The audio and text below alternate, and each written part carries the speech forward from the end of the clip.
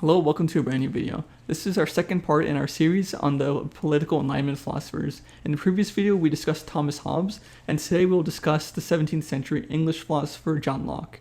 And in the third part of this series, we're going to finish off with Rousseau. But before discussing Locke, we're going to go over my book haul. So starting off with my book haul, we have, it's heavy, we have Strong's exhaustive concordance of the Bible. I'll just flip through it, I guess. Let's move this cup. I'll show you just a page of it. You can see what it looks like. I think you need a magnifying glass to read it, but yeah. So the next book in the haul is a copy of Moby Dick. It says 75 cents on the cover, but I paid a lot more than that for it.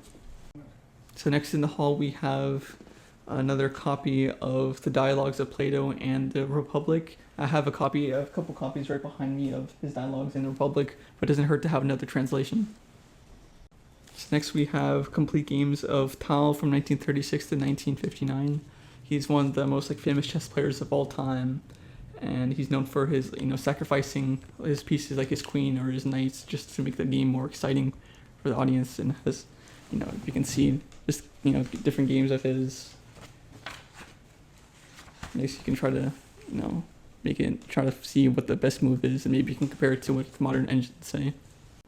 Next we have the complete works of William Shakespeare, one of the most famous English poets of all, playwrights of all time. It's quite a thick book, probably took me a long time to get through it. After that I have another translation of the Quran. It's probably my 10th translation that I own, and it has that really good old book smell to it as well. So after that I also got a copy of Merck's Manual. This is the 15th edition. Currently I think we're on the 25th edition. Now let's just open to a random page. We have Leukemia. Okay. Next we have the MacArthur Study Bible. It's probably one of the more conservative study Bibles, and it goes quite in depth on theology as well. Let's open to a random page. Yeah, you can see it, hopefully. Next we have the Interpreter's Bible. It's 12 volumes and it goes from Genesis to Revelation. And I'll just show you the inside. You can see, Let's go to a random page as well. You can see more of the exegesis that they give. Next I bought another translation of the Bible. I think it's another King James version. Yep. And I bought this one because it has some cool illustrations.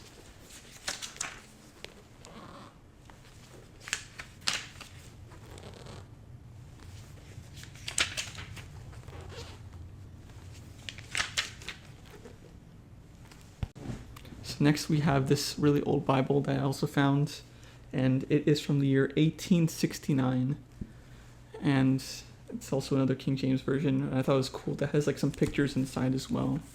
On the back of some newspapers, just a picture of a kid. And there's also another picture as well of a kid.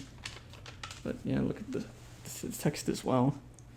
That was just cool to have a book that's this old. And lastly, for my book haul, we have Diagnostics of Internal Medicine, and this is a book from 1911. It's interesting to see how the medical field has evolved in over 100 years, and I'll just show some pages as well. This is talking about the cornea and the pupil.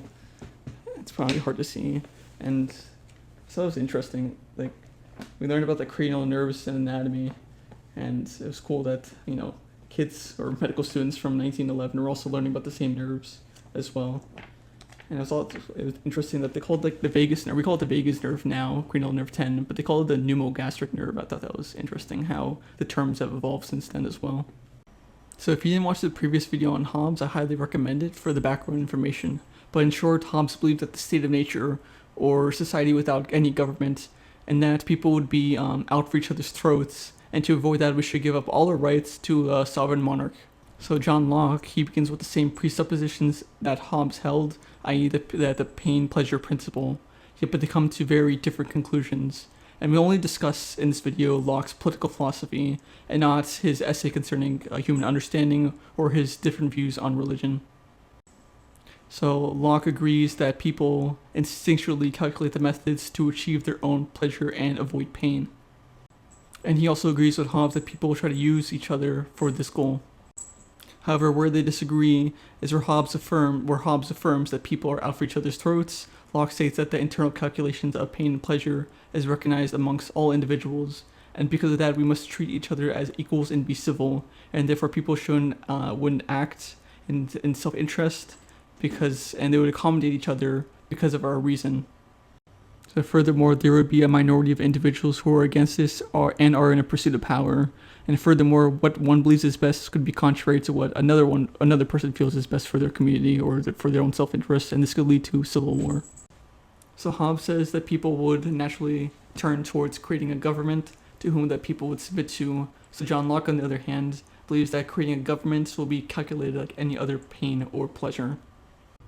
So for Locke, individuals have to give up freedom in order to form a civilization, and this is his social contract theory.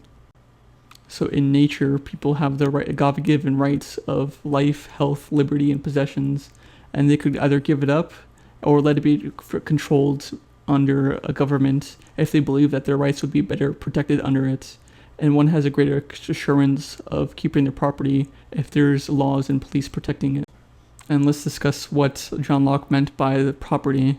So he used property to mean both a human general interest and specific material goods. He believed that individuals can own property because they labor to produce it. And as long as there's enough land for others, taking property through labor is justified. And Locke believed that property rights exist before government, and that governments shouldn't interfere with people's estate arbitrarily. And if a person is to keep their life, property, and possessions, then it would be the opposite of Hobbes' government, and therefore it would be a limited government. And if the government is unable to protect these inalienable rights or impose laws against them, then it would be an illegitimate government, and the people have the right to revolt and start their own government. This definitely heavily influenced Thomas Jefferson when writing the Declaration of Independence, and therefore is deeply rooted in the foundations of the United States. So John Locke believed that the branch of government that created laws would be different than the branch that enacted them. And Locke further argued that lawmakers should be a parliament that was elected by the people, and the leaders of government would be monarchs. And these laws would need to be universal and fair and to all citizens. And furthermore, there should be a judicial branch to interpret these universal laws. Locke also believed in the concept of ruling by majority. If a single individual held all the power, then they might act in self-interest. And these ideas are found in several of his works, but most importantly in his second treatise of government. In the first treatise, Locke refuted an individual by the name of Sir Robert Filmers and his idea that kings rule by divine right. And in the second treatise, on the other hand, this is where he develops his idea or his vision of a civil society, and this is the treatise that was the focus of the majority of this video. So whereas Hobbes saw the state of nature as short, nasty, and brutish, for Locke it's one of perfect freedom and equality under natural law, and not a permissionless chaos. For Locke saw a legitimate government as one chosen by the people to protect their rights and not a tyrannical force. And though people are free in the state of nature, life is uncertain and unsafe because everyone also has equal power, and some people don't follow justice. And this insecurity pushes people to leave the state of nature and to form government for better protection and order. But like I said before, this is a calculated choice by the people.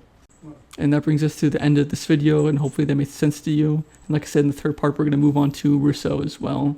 And if you have any questions about Locke's, his political visions and his ideas, then please feel free to leave a comment below, and don't forget to like and subscribe as always.